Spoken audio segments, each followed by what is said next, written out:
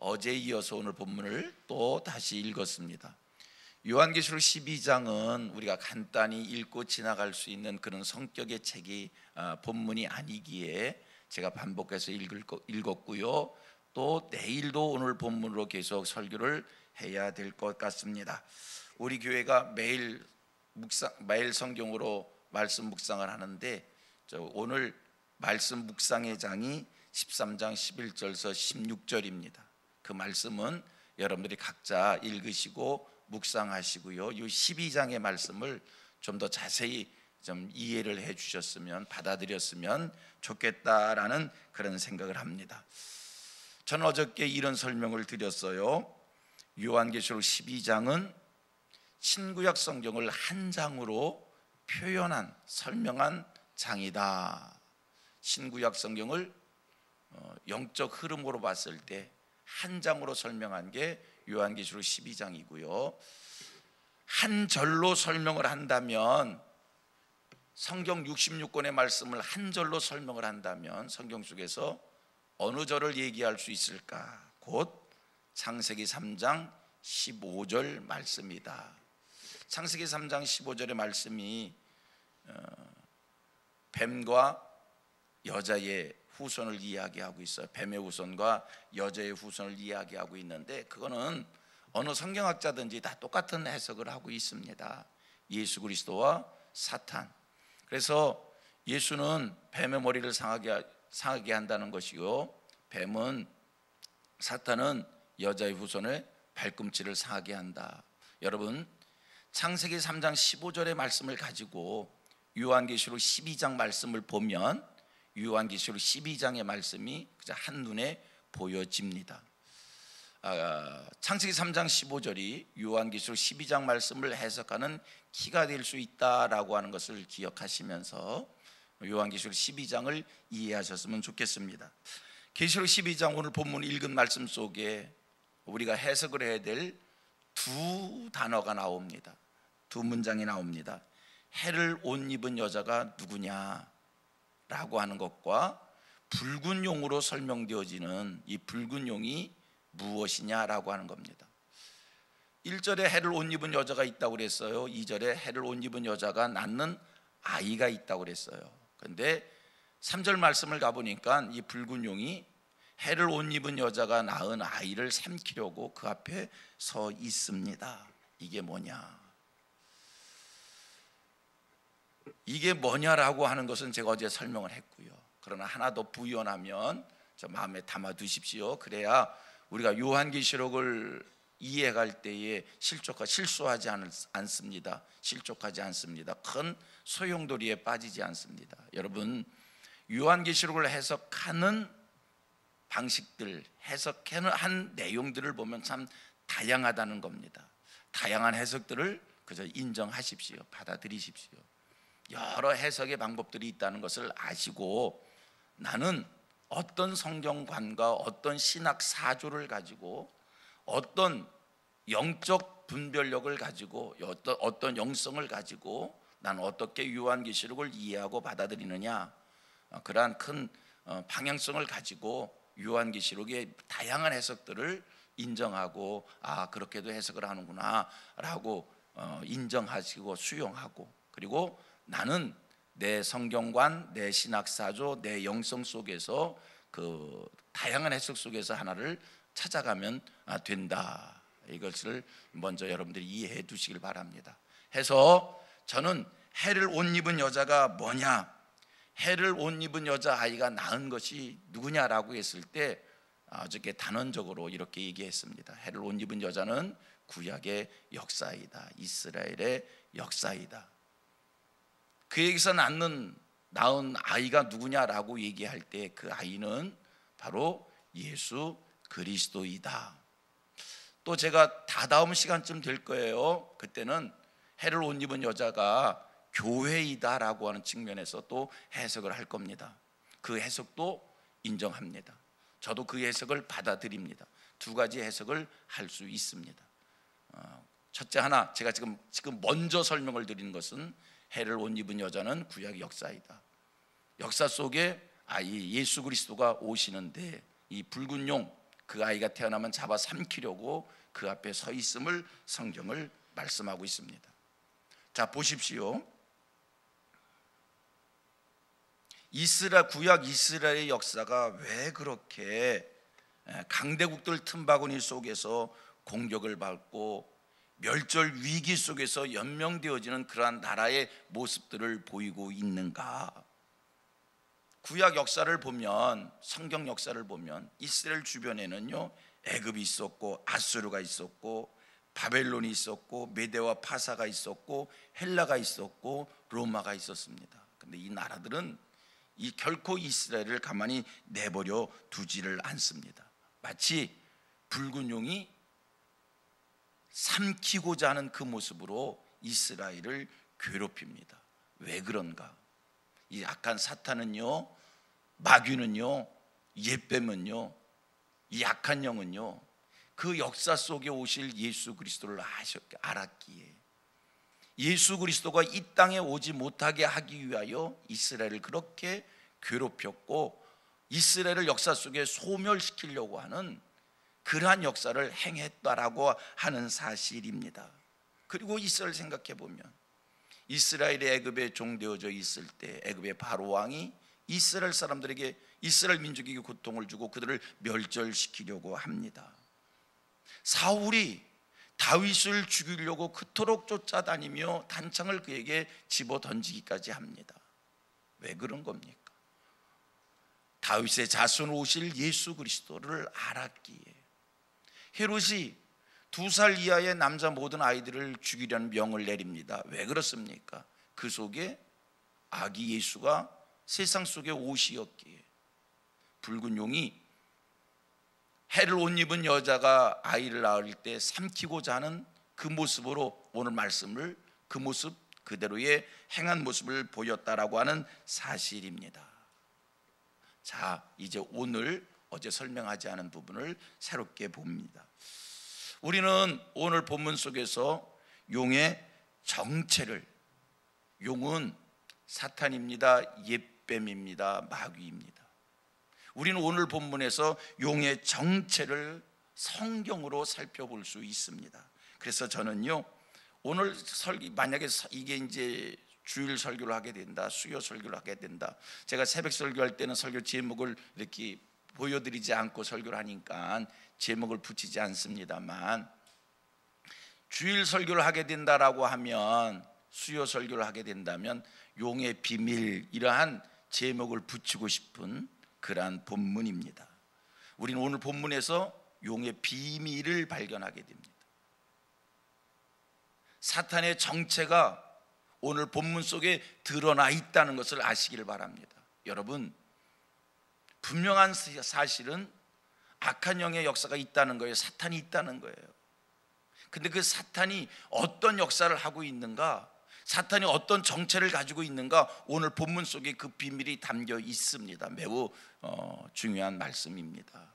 우리 성도로서는 중요하게 살펴야 될 말씀입니다. 자, 3절 말씀, 오늘 본문의 3절 말씀을 보도록 하겠습니다. 시작. 하늘에 또 다른 이적이 보이니 보라, 한 큰 붉은 용이 있어 머리가 7이요 뿔이 10이라. 그 여러 머리에 7 왕관이 있는데. 여러분, 이게 한 문장의 말씀입니다만, 용이 이런 모습을 하고 있구나. 하지만 여러분, 그 모습에서 우리는 그의 성격을 보게 되는 겁니다.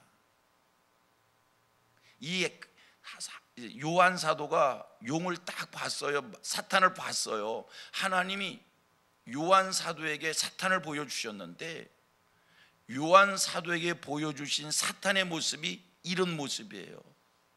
이게 바로 사탄의 정체인 거예요. 사탄이 하는 짓거리가 바로 이와 같다는 거예요. 그래서 어저께 첫째 하나 말했습니다. 그 사탄은 붉은색을 띠고 있다. 붉은색을 띠고 있다. 제가 어저께 간단히 설명을 드렸지요.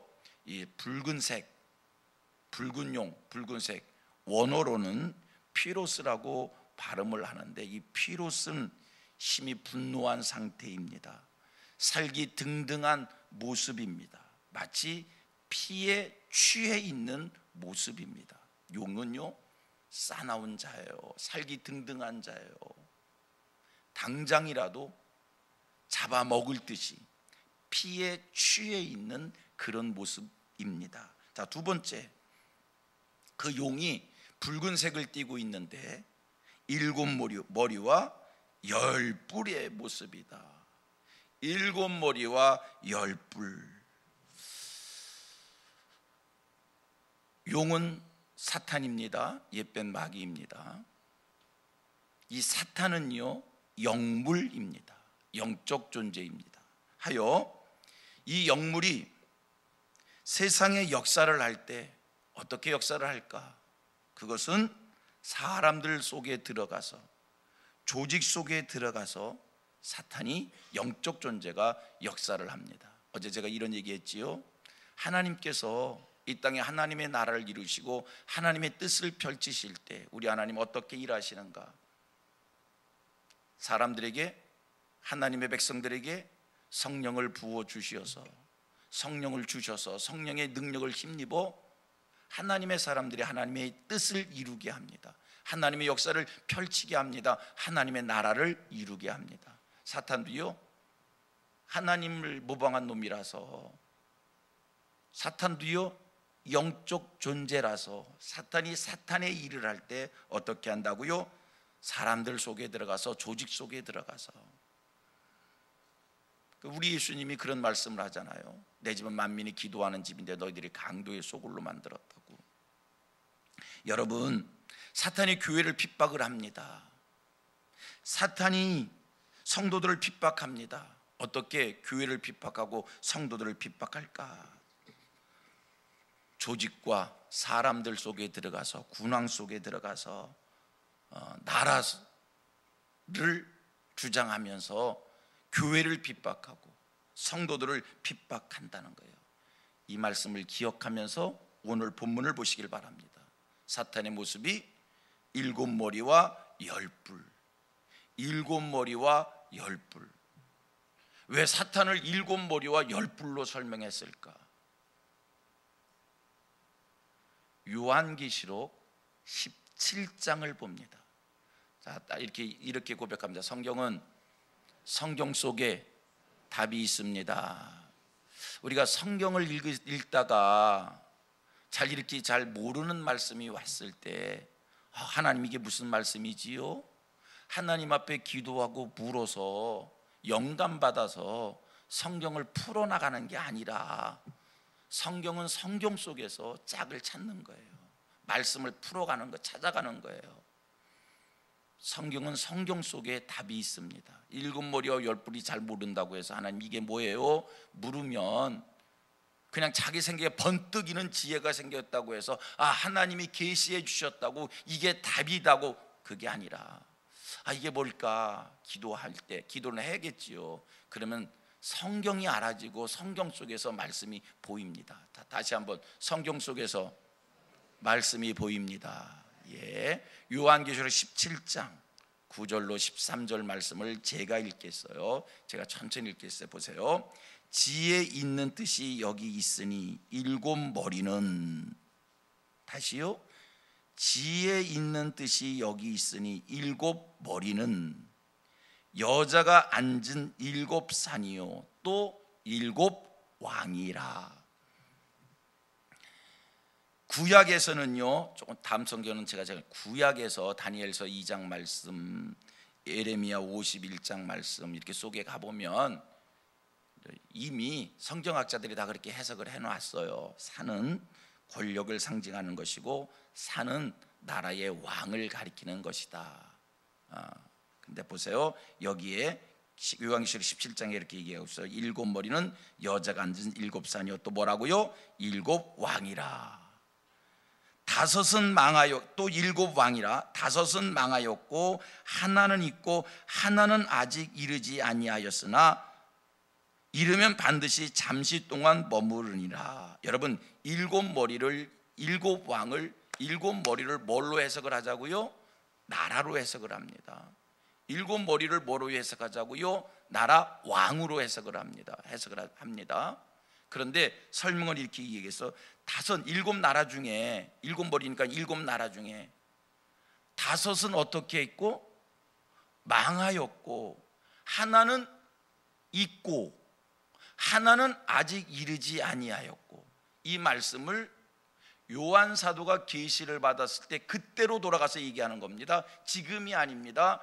요한 사도가 계시를 받을 그때를 기억해서 다섯 나라는 망하였고 하나는 있고 하나는 아직 이르지 않았다. 자, 다섯 나라가 망했어요. 나라 왕이 망했어요. 다섯 나라가 어디일까?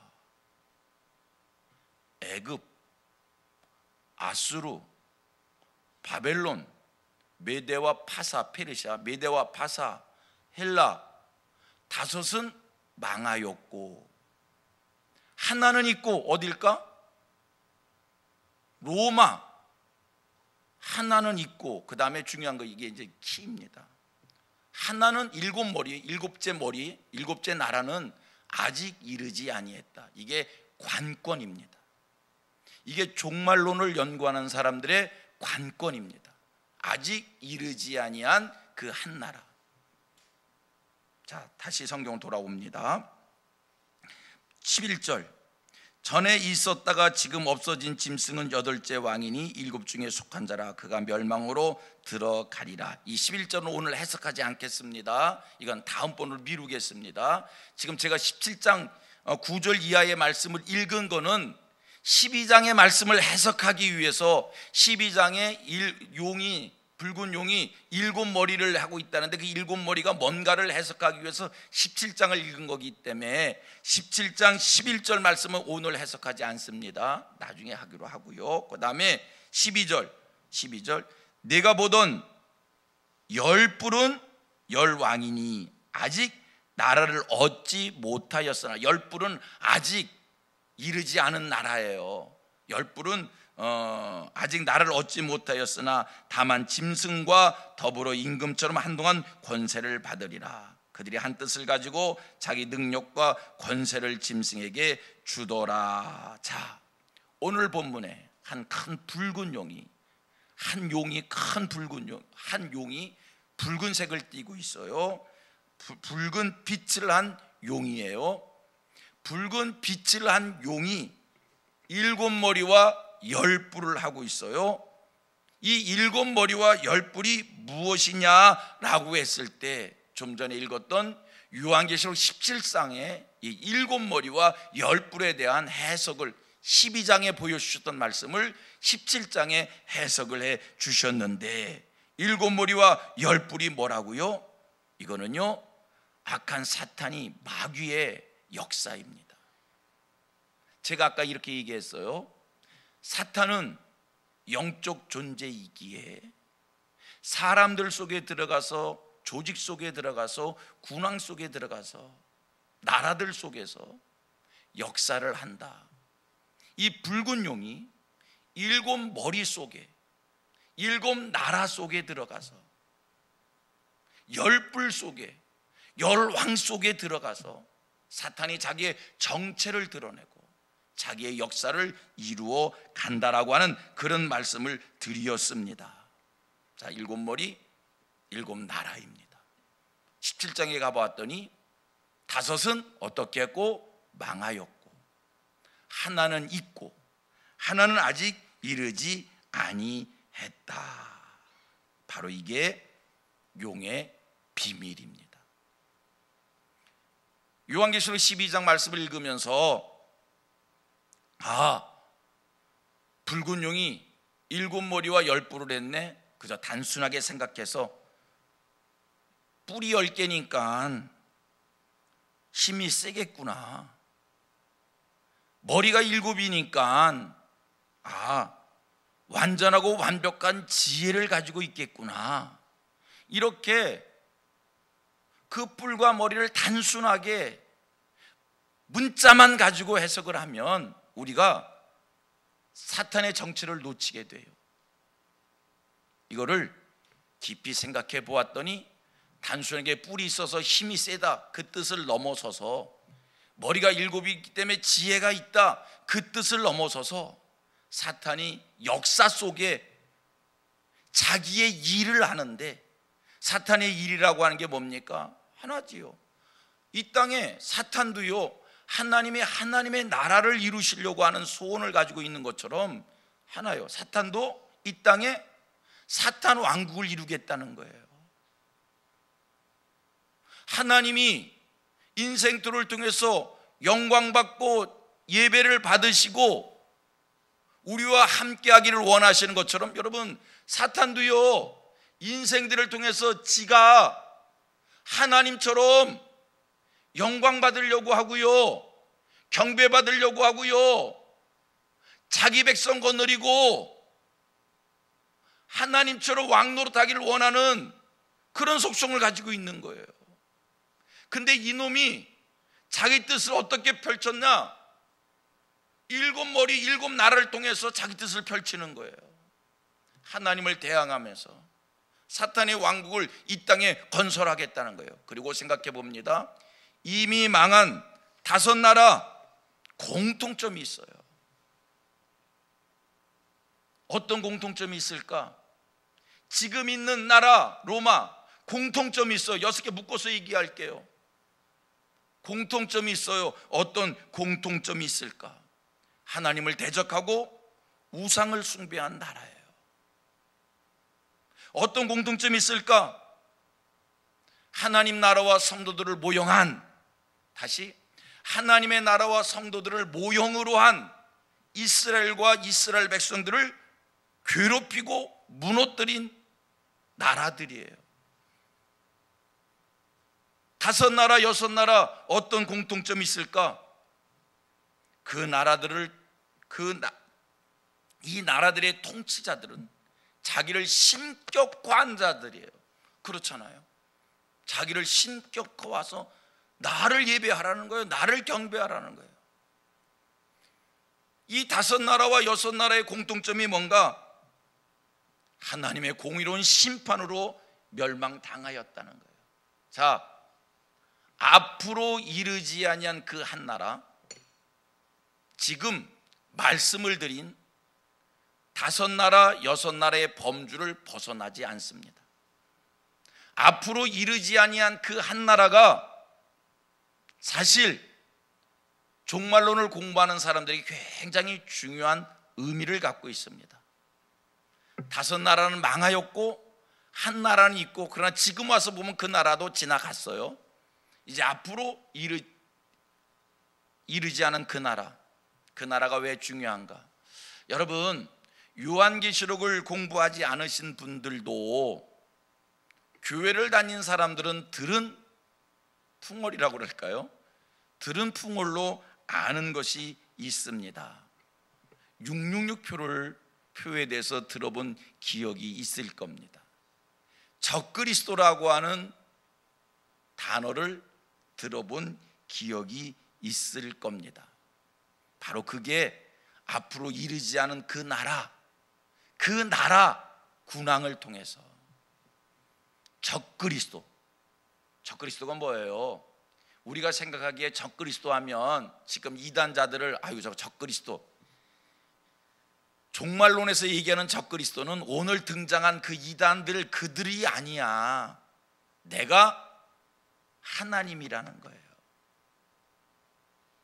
내가 나를 경배하라는 거예요. 그래서 666표를 나눠주고 나를 경배하지 않으면, 옛날 도미시안 황제들이 기독교를 핍박했던 것처럼, 예수 믿는 사람들 핍박했던 것처럼 그런 핍박을 가하는 자가 적그리스도예요. 그 아직 이르지 않은 그 한 나라, 그 속에서 이 왕이, 이 사탄의 이 마각이 드러나고 결국은 하나님의 심판으로 멸망되어지게 될 거다. 이게 지금 요한계시록 12장에 숨겨져 있는 비밀이에요. 12장 3절, 붉은 용의 모습을 한 이 사탄에게서 발견하는 비밀인 거예요. 이렇게 길게 설명을 해야 될 본문이기에 제가 반복해서 설명을 하고 있는 거고요. 내일도 또 한 번 이 12장 말씀을 설명해야 될 것 같습니다. 한 가지 요 12장 말씀은 다 끝나기 전까지는 여러분들께서 성민교회 담임 목사가 요한계시록을 이렇게 설명해 드리는 것을 중간만 들으시고 목사님 해석이 좀 이상하다, 맞다, 틀리다 이런 얘기 하지 말고요, 끝까지 다 들으시고 그리고 성경이 그렇게 보여지는구나 이해를 하실 수 있게 되기를 바랍니다. 오늘은 여기까지만 설명을 드리겠습니다. 그리고 제 생각에는요, 우리 교우들이 요한계시록 12장은 성경 어떤 본문들보다 이 12장은 알아야 돼요. 요한계시록 12장을 모르고 목사를 한다? 변두리 목회를 할 수 있어요. 제 견지 속에서. 요한계시록 12장을 모르고 사탄의 정체를 모르고 앞으로 이 땅이 어떤, 여러분 이 땅에 하나님의 목회라는 게 뭐예요? 우리 목사님들 잘 들으시라고 하는 얘기예요. 여러분 목회라는 게 뭐예요? 이 땅에 하나님의 나라를 이루어가는, 하나님의 그 뜻을 하나님과 함께 동역하는, 하나님께서 은혜를 주셔서 동역하는 것 아닙니까? 이 땅에 하나님의 나라를 이루는 그 일에 쓰여지려면 사탄의 정체를 알아야지요. 사탄이 어떻게 사탄 왕국을 이 땅에 이루려고 하는지를 알아야지요. 영적 역사를 알아야지요. 굉장히 중요한 요한계시록 12장 13장의 말씀입니다. 그래서 우리 성도들이 좀 많이 들었어야 되는데, 이게 요한계시록 12장을 모르고 교회론을 얘기한다? 요한계시록 13장을 모르고 교회론을 얘기한다? 설명이 안 되는 거예요. 영적으로 볼 수 있어야죠. 요한계시록 12장 13장은 우리 교우들이 좀 자세히 공부를 했으면 좋겠다라고 하는 그런 생각을 합니다.